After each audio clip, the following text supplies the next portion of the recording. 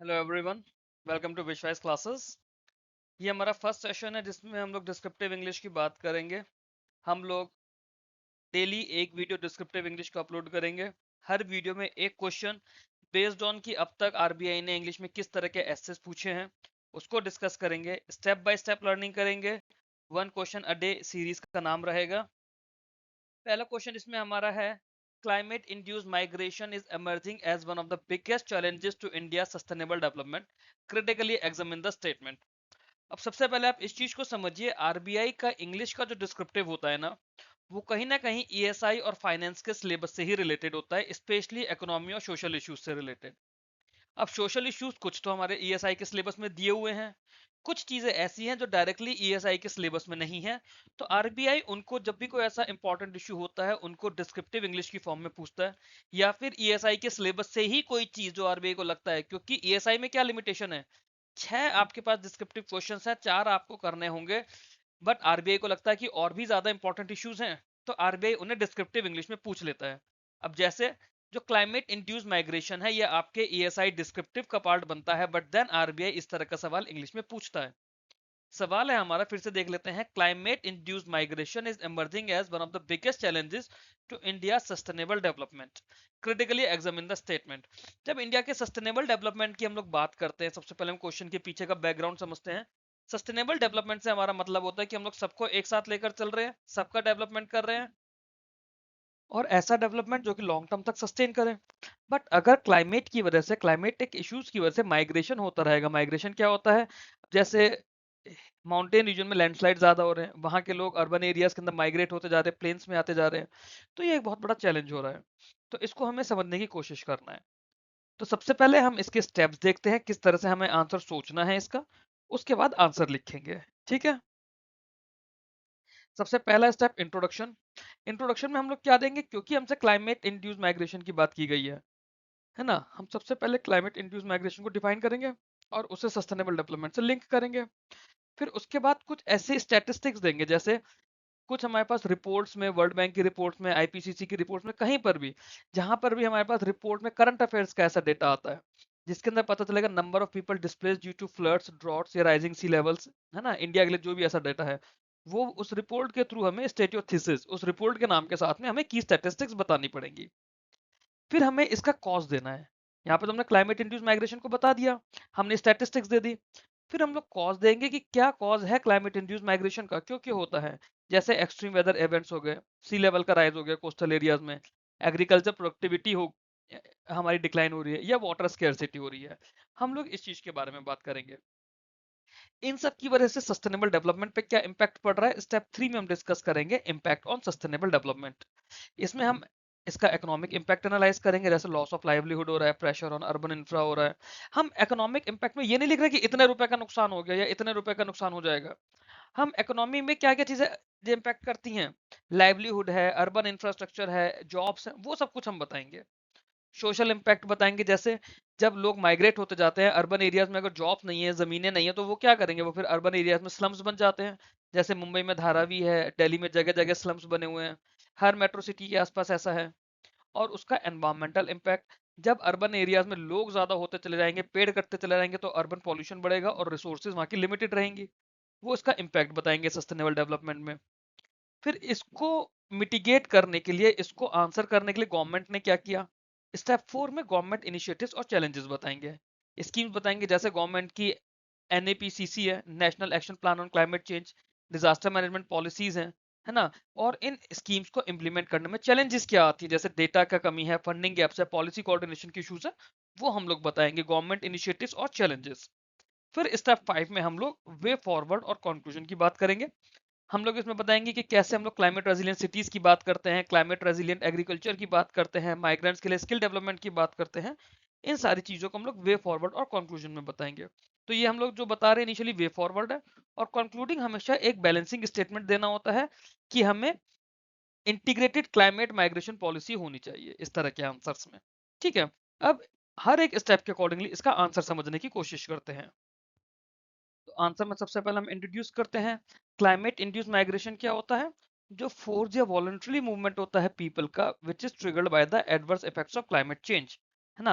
अब climate change कैसे कैसे, including sudden disasters like floods and cyclones, as well as slow onset changes such as droughts, desertification, and sea level rise. तो जो हमारे climate change की वजह से फोर्स्ड या वॉलंटरीली मूवमेंट होता है पीपल का, वो हमारा क्लाइमेट इंड्यूस माइग्रेशन होता है। और उसके कारण क्या होते हैं? कुछ तो सडन डिजास्टर्स होते हैं, जैसे फ्लड्स हुए, साइक्लोन्स हुए, या फिर जो धीरे धीरे चेंजेस आ रहे हैं, सूखा पड़ रहा है, डेजर्टिफिकेशन हो रहा है, सी लेवल राइज हो रहा है। ये हमारा क्लाइमेट इंड्यूस माइग्रेशन कहलाता है। It is deeply interconnected with sustainable development. क्यों? Because it disrupts economic progress, social harmony and environmental balance. According to the IDMC, जो हमारा इंटरनल डिस्प्लेसमेंट मॉनिटरिंग सेंटर है, यहाँ पे हमने कुछ डेटा दिया।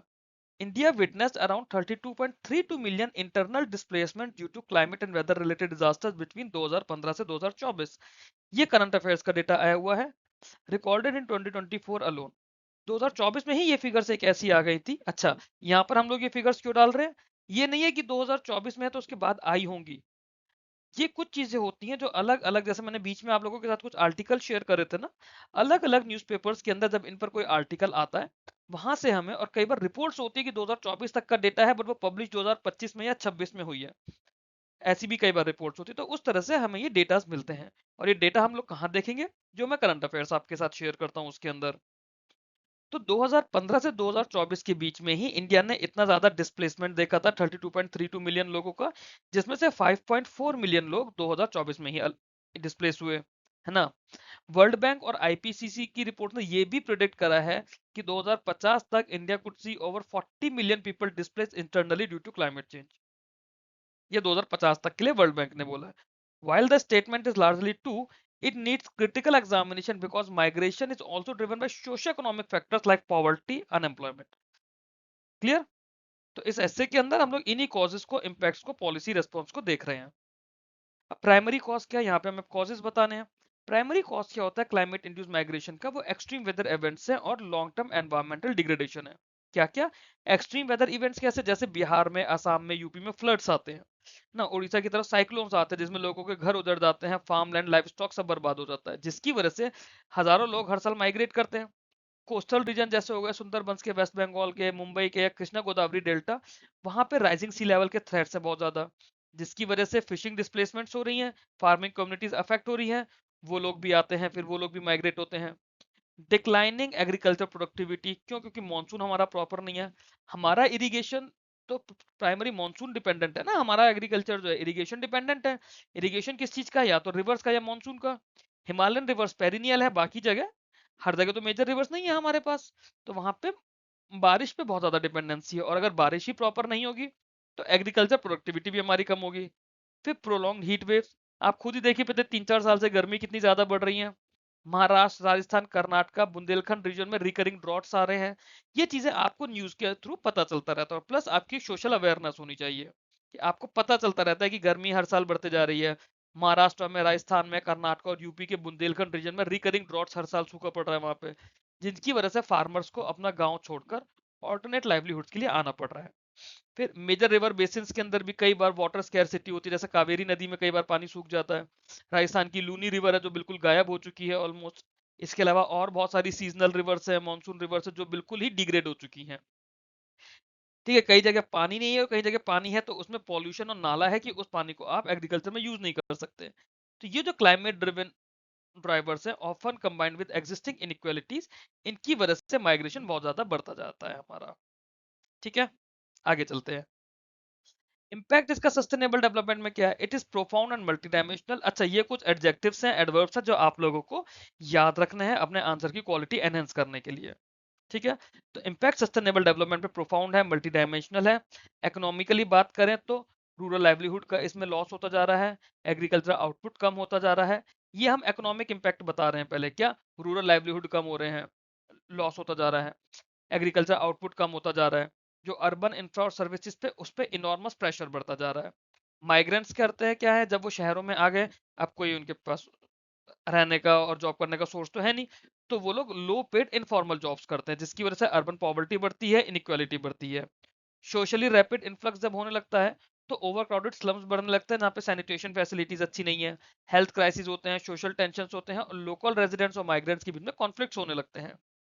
ये इसके इकोनॉमिक इम्पैक्ट है। एनवायरमेंटली क्या होता है? It results in higher urban pollution, increased waste generation, groundwater depletion, and greater carbon emission in already stressed cities. एक तो सिटीज में ऑलरेडी दिक्कतें हैं और जब माइग्रेशन और ज्यादा होने लगता है और अचानक से रैपिड माइग्रेशन होता है तो वो दिक्कतें और ज्यादा बढ़ जाती हैं। पॉल्यूशन हमारा बढ़ता है, अर्बन पॉल्यूशन, वेस्ट जनरेशन बढ़ता है। अब अर्बन पॉल्यूशन सिर्फ और सिर्फ ये नहीं है कि आपकी टू व्हीलर फोर व्हीलर का धुआं हो रहा है, और भी पॉल्यूशन है ना, आपका लैंड पॉल्यूशन है, साउंड पॉल्यूशन है, एयर पॉल्यूशन है, वाटर पॉल्यूशन है, अलग अलग फॉर्म्स ऑफ पॉल्यूशन है। वेस्ट आपका जनरेट, जो वेस्ट जनरेशन है वो आपका बढ़ता जा रहा है। उसका मतलब इन इश्यूज को एड्रेस करना मुश्किल हो रहा है। क्यों? क्योंकि इसके लिए हमारे पास एक्चुअल डेटाज नहीं होते। ग्राउंड वाटर डिप्लीट होता है, कार्बन एमिशन बढ़ जाता है। This creates a vicious cycle that undermines all three pillars of sustainable development, economic, social and environmental. ठीक है, तो ये इसका इम्पैक्ट हुआ क्लाइमेट माइग्रेशन का, जो क्लाइमेट रिलेटेड माइग्रेशन है। अब गवर्नमेंट ने इसमें क्या करा? गवर्नमेंट ने अलग अलग इसमें इनिशिएटिव लॉन्च करे, जैसे national action plan on climate change NAPCC. इसमें 8 मिशन है focusing on sustainable agriculture, water conservation and coastal regulation. फिर इसके अलावा डिजास्टर मैनेजमेंट एक्ट है 2005 का, और नेशनल डिजास्टर मैनेजमेंट अथॉरिटी है। इनका भी काम है कि प्रिपेयर्डनेस करना है ना। रिलीफ स्कीम्स दी है, जैसे मनरेगा है, टू ताकि रूरल एम्प्लॉयमेंट बढ़े, to check distress migration. However major hurdles क्या होती है कि एक्यूरेट डेटा हमारे पास नहीं है ऑन क्लाइमेट माइग्रेंट्स, फंडिंग्स की शॉर्टेजेस है, वीक कोऑर्डिनेशन रहता है बिटवीन सेंट्रल और स्टेट गवर्नमेंट, और एब्सेंस है एक डेडिकेटेड नेशनल पॉलिसी फ्रेमवर्क का फॉर क्लाइमेट इंड्यूस माइग्रेशन। अब आपको वे फॉरवर्ड भी यहाँ पे मिल गया। आपने जब अपने आंसर में लिखा कि हमारे पास कोई डेडिकेटेड नेशनल पॉलिसी नहीं है क्लाइमेट इंड्यूस माइग्रेशन के लिए, तो एक आप लोगों को वे फॉरवर्ड मिल गया कि हमें क्या चाहिए। हमें एक इंटीग्रेटेड अप्रोच चाहिए। एक हमें क्लाइमेट रेजिलिएंट सिटीज बनानी होंगी जहाँ पे अफोर्डेबल हाउसिंग और बेसिक सर्विसेज क्रूशियल हो, स्किल डेवलपमेंट, लाइवलीहुड ट्रेनिंग करनी होगी, है ना। और इस तरह से रहे कि हम लोग जो क्लाइमेट माइग्रेंट्स है उनको एड्रेस कर पाए। अर्ली वार्निंग सिस्टम्स होने चाहिए, लार्ज स्केल एफोरेस्टेशन होना चाहिए, वाटरशेड मैनेजमेंट होना चाहिए, सस्टेनेबल फार्मिंग प्रैक्टिसेस होनी चाहिए, ताकि डिस्प्लेसमेंट कम हो। डिस्प्लेसमेंट कम करने के लिए आपको रूरल एरियाज को स्ट्रॉन्ग करना होगा। वो आप कैसे करेंगे? स्किल डेवलपमेंट से, लाइवलीहुड ट्रेनिंग प्रोग्राम से, है ना। फिर इसके अलावा आप वाटरशेड मैनेजमेंट करेंगे ताकि वहां पे पानी की दिक्कतें ना रहे, लार्ज स्केल एफोरेस्टेशन करेंगे ताकि वहां पे लैंडस्लाइड, फ्लड सब कुछ चेक हो पाए। स्ट्रॉन्गर इंटरनेशनल कोऑपरेशन रहना चाहिए for climate finance and technology transfer. ये हमारा वे फॉरवर्ड है। अब इसका कंक्लूजन हमारा क्या निकला कि climate induced migration is indeed emerging as one of the biggest challenges to India's sustainable development, although socio-economic factors also play a role. The growing frequency and intensity of climate events make it critical concern. फिर इसके बाद government के efforts हैं। Government efforts show awareness but suffer from fragmented implementation. Balance, proactive and integrated climate migration policy is essential. जो हमने पीछे बोला कि हमारे पास कोई ऐसी नेशनल लेवल की पॉलिसी नहीं है, वो हमने कंक्लूजन में डाला कि वो एक चीज एसेंशियल है। Only addressing this issue holistically can India protect its vulnerable population and achieve the goals of inclusive and sustainable development under विकसित भारत 2047। तो जो हमारा विकसित भारत 2047 का मिशन है, सिर्फ तभी जब इंडिया इस तरह के इश्यूज को होलिस्टिकली एड्रेस करेगा और अपनी वल्नरेबल पॉपुलेशन को प्रोटेक्ट कर पाएगा, तभी हम लोग सस्टेनेबल डेवलपमेंट अचीव कर पाएंगे अंडर विकसित भारत 2047, जो हमारे गवर्नमेंट का विजन है। आपके जो ईएसआई के या जो इंग्लिश के डिस्क्रिप्टिव आंसर्स है, मेजॉरिटी आंसर्स ऐसे हैं जिसमें आप इंडिया को विकसित भारत 2047 बनाने की बात करेंगे, क्योंकि ये आपको करना पड़ेगा। आंसर्स में इन चीजों को देखा जाता है कि आपने कैच वर्ड्स क्या क्या डाले हैं। क्लियर हुआ आंसर? आई होप आप लोगों को ये आंसर अच्छा लगा होगा, ये तरीका अच्छा लगा होगा मेरा, कि एक क्वेश्चन लेंगे, क्वेश्चन के बाद हम उसके स्टेप्स को समझेंगे, फिर उसके बाद उसका पूरा आंसर डिटेल में समझेंगे। आप लोगों को अच्छा लगा हो तो प्लीज वीडियो को लाइक कीजिए, चैनल को सब्सक्राइब कीजिए, बेल आइकन प्रेस कर लीजिए, सो दैट ऐसे आने वाले और भी वीडियोस का नोटिफिकेशन आपको मिलता रहे। ये मेरे अलग अलग टेलीग्राम ग्रुप और चैनल हैं। ये channel specially RBI grade B के लिए है, और ये ग्रुप है जहाँ पे सारा डिस्कशन होता है आरबीआई ग्रेड बी का। आप इन दोनों को ज्वाइन कर सकते हैं। और ये मेरा मेन विश्वास का चैनल है, इसको भी आप लोग ज्वाइन कर सकते हैं। यहाँ पे आपको वीडियोस की पीडीएफ, आने वाले वीडियोस की अपडेट्स और सब कुछ आपको अवेलेबल रहेगा। Thank you very much for watching this video. Keep learning, keep growing.